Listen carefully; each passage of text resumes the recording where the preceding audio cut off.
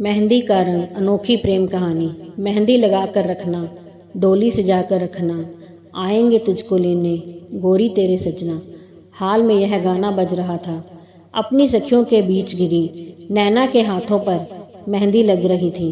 साथ में उसकी सहेलियां उसे छेड़ भी रही थी, जिसे सुनकर नैना का चेहरा शर्म से लाल हो रहा था।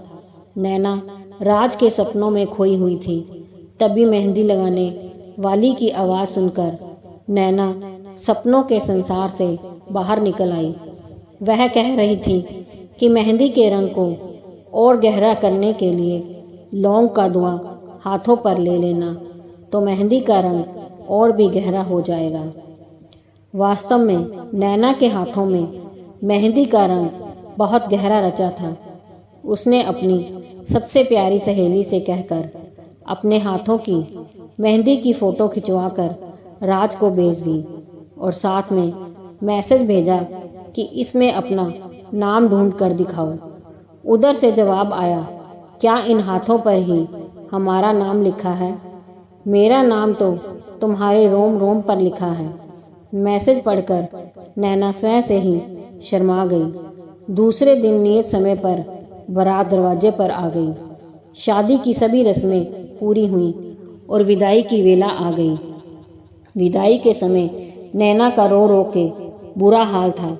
उसकी यह दशा राज से देखी नहीं जा रही थी। नैना के माता पिता ने नैना का हाथ राज के हाथ में देकर कहा, बेटा, आज हम अपने जिगर के टुकड़े को तुम्हें सौंप रहे हैं।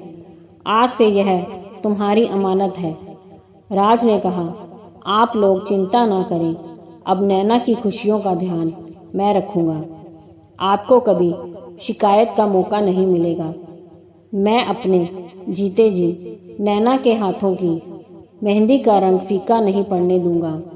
यह सुनकर नैना के साथ साथ उसके माता पिता के चेहरों पर संतोष की मुस्कान आ गई। नैना अपने ससुराल में बहुत खुश है। नैना की सास कहती है कि तुम तैयार होकर रहा करो, क्योंकि मेरे राज को तुम इसी रूप में अच्छी लगती हो। यह सुनकर वह अपनी सासू माँ से ही शर्मा कर लिपट जाती। नैना को यह सब सपना लगता। वह सोचती, क्या किसी का ससुराल इतना अच्छा होता है? वह अपने ससुराल में इतनी खुश थी कि वह अपने मायके को भी भूल गई। देखते देखते 3 महीने कैसे बीत गए उसे पता ही नहीं चला।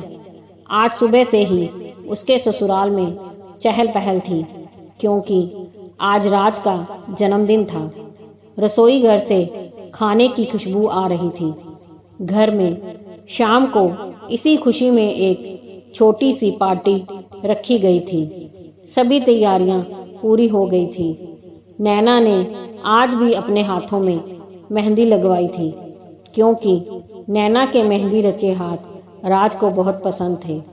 नैना की सास ने कहा, बहू, जाकर तैयार हो जाओ, मेहमानों के आने का समय हो गया है। नैना तैयार होने के लिए अपने कमरे में चली गई। आज उसने सिल्क की लाल रंग की साड़ी पहनी और पूरा श्रृंगार करके जब उसने आईने में अपना अक्स देखा तो खुद ही शर्मा गई, क्योंकि आज वह स्वर्ग से उतरी हुई अप्सरा लग रही थी। आंखों में काजल, होठों पर लिपस्टिक, सिंदूर से भरी हुई मांग, मेहंदी रचे हाथ, उसमें लाल कांच की चूड़ियां और सोने के कंगन। उसने आखिरी बार स्वयं को शीशे में देखा और कमरे से बाहर निकल आई। जब वह हाल में दाखिल हुई तो सब उसे एकटक निहारते रह गए। तभी किसी ने उसकी सास से कहा, भाभी जी, कहीं आपकी बहू को किसी की नज़र ना लग जाए, इसकी नज़र उतार दीजिए। यह सुनकर नैना शर्मा गई। उसे देखते हुए उसकी सास ने कहा, पार्टी के बाद मैं इसकी नज़र उतार दूंगी। तभी किसी ने कहा, अरे भाई, जिसका जन्मदिन है वह कहीं दिखाई नहीं दे रहा है। नैना के पिता ने कहा, अरे वह बाजार तक गया है नैना के लिए बालों में लगाने के लिए गजरा लेने। सभी नैना को देखकर मुस्कुराने लगे। नैना ने शर्मा कर अपनी पलकें झुका ली। तभी मोहल्ले का एक लड़का भागता हुआ आया और बोला, अंकल जी, राज भैया का एक्सीडेंट हो गया है। यह सुनते ही वहां सब घबरा कर बाहर की ओर भागे। उस लड़के ने बताया कि उन्हें अस्पताल ले जाया गया है। सभी अस्पताल पहुंच गए। वहां उन्हें पता चला कि राज का ऑपरेशन हो रहा है। उसके सिर पर बहुत चोट आई है। घर के सभी लोग सांस रोके भगवान से उसके जीवन के लिए प्रार्थना कर रहे थे। तभी डॉक्टर ने आकर बताया कि राज को बचाया नहीं जा सका।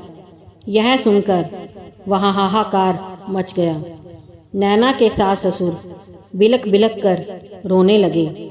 उसके देवर का भी बुरा हाल था। पर राज की मौत का समाचार सुनकर भी नैना की आंखों में आंसू नहीं थे। वह जैसे जड़ हो गई थी। उसी हालत में सब उसे घर लेकर आ गए। सबने उसे रुलाने के बहुत जतन किए, पर वह पत्थर की मूर्ति की तरह बैठी रही। राज की अंतिम यात्रा की तैयारी पूरी हो गई। सब कहने लगे कि नैना को भी राज के अंतिम दर्शन करा दो। जब कुछ पड़ोस की औरतें उसके पास गई तो वह शून्य में एकटक देखते हुए मुस्कुरा रही थी। सभी आपस में बात करने लगी।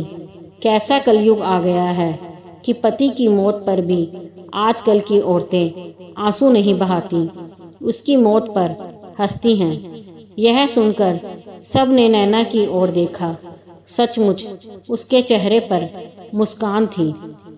उसके घर वाले यह देखकर आश्चर्य में पड़ गए कि जो नैना राज के शरीर पर लगी एक खरोंच देखकर रोने लगती थी, आज वह राज की मौत पर हंस रही है।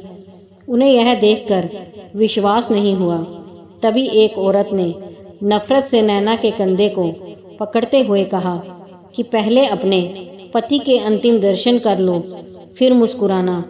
पर यह क्या, उस औरत के छूते ही नैना का निर्जीव शरीर एक तरफ लुढ़क गया। यह दृश्य देखकर वहां उपस्थित सभी लोगों के मुंह से चीख निकल गई। आज नैना भी अपने राज के साथ अनंत यात्रा पर निकल गई थी। उसने आज यह साबित कर दिया था कि उसके मेहंदी रचे हाथों के साथ साथ उसके रोम रोम पर भी सिर्फ राज का ही नाम लिखा हुआ है। आज उस घर से दो प्रेमियों की अर्थी एक साथ उठी। ऐसा गहरा और अनोखा प्रेम देखकर वहां उपस्थित लोगों की आंखों से गंगा जमुना बह रही थी। ऐसा दर्दनाक दृश्य देखकर ईश्वर की आंखें भी नम हो गई होंगी, क्योंकि आज एक सुहागन अपने हाथों में मेहंदी से खिले अपने पति के नाम को उसी से ढूंढवाने के लिए उसके साथ स्वर्ग तक चली गई। दोस्तों, अगर कहानी पसंद आई हो तो लाइक, सब्सक्राइब, शेयर जरूर कीजिए।